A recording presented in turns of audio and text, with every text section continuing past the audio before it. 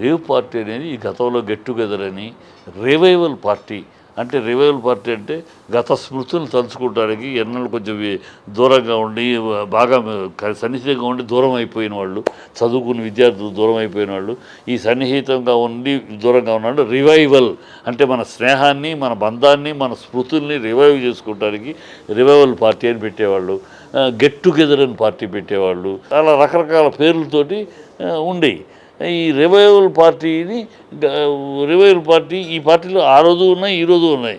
ఆ రోజుల్లో ఒట్టి మందుతోటి పరిమితమయ్యాయి. ఈవెన్ గెట్ టుగెదర్ పార్టీలు రేవ్ పార్టీ అనే కాదు, గెట్ టుగెదర్ పార్టీలు కానీ అన్నీ మందు డ్రింక్స్ ఏదో ఉండేవి.